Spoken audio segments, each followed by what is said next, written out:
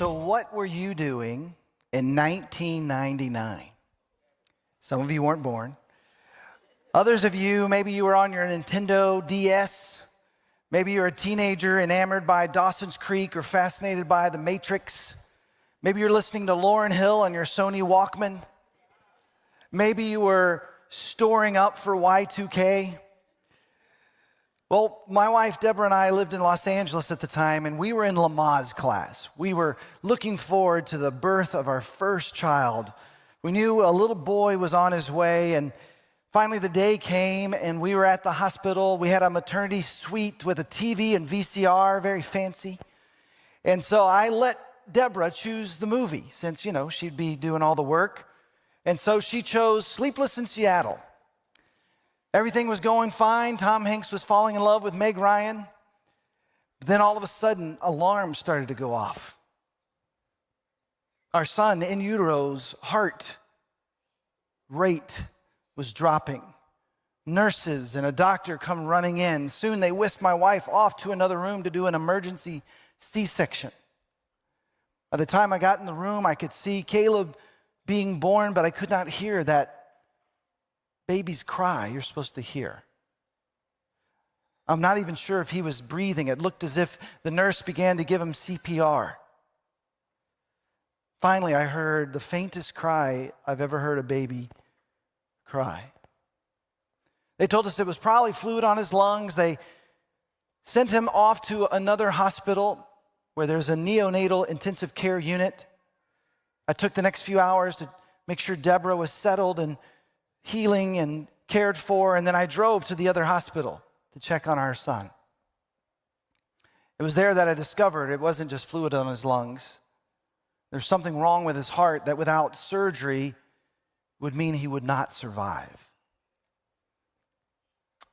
That drive from Caleb's hospital back to my wife's hospital was one of the longest drives of my life. How do you tell a new mom that her baby may not survive? On that drive, I honestly was just filled with anger. I began to cry out to God in angry prayer. God, why would you let this happen? How could you do this to us? We've given up everything to follow you. We've left our family and friends to serve you. In the midst of the tears and the anger, a verse comes crashing into my mind.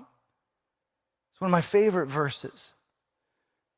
The kingdom of God is not a matter of talk, but of power. I was confused. It didn't seem to make any sense at all. And then once again, it came crashing back into my mind. The kingdom of God is not a matter of talk, but of power.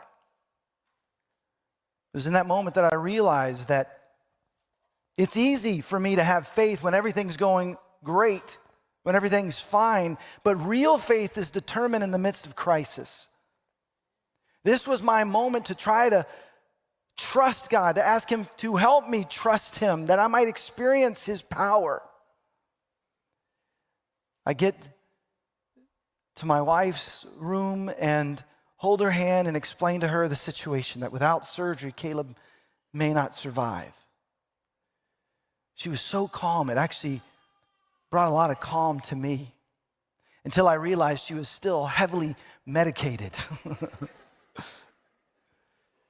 She got better, we were able to go home, and for the next couple of weeks, we would visit him every day. See, the doctors had hoped that he would get to be a little bit bigger before the heart surgery, hoping more about 2 months, but at the 2-week mark, they said without surgery now, he would not survive. And so the next day, he was scheduled. It was one of the most heart-wrenching experiences of my life, seeing our little boy with so many tubes coming in and out of his body. He seemed to be barely alive. Placed him on the little metal tray that would be what they would use to take him in for surgery. I felt like Abraham must have felt when he intended to sacrifice his son. And we just prayed, God, if you would Could we please have him back? The doctors came back a few hours later and told us he did fine. He was going to make it. He was okay. In the next couple weeks, as we continued to visit him at the hospital where he lived the first 2 months of his life, we could see him getting stronger, but he was still unable to eat. In fact, he was still getting his nourishment through a feeding tube. So one time I was talking to the doctor and I said, well, how do we get him off this feeding tube? Why isn't he eating? And he said, well, if a baby doesn't eat within the first few weeks of life, when it's instinctive, they have to learn how to eat. So I said, well, how do you teach an infant how to eat? And he explained to me, well, you're going to need to find an occupational therapist who understands sensory integration. My jaw dropped. My wife had just graduated with a degree in occupational therapy with a concentration in sensory integration. This little baby needed this mommy. God knew exactly what he was doing. You know, Caleb is now 24 years old.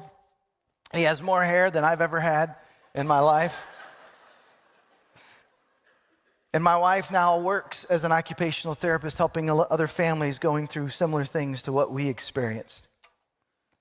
But you see, what I discovered is that in the midst of trials, in the midst of our pain, we can call out to God and experience his power. We can find comfort and experience his presence even in the darkest moments.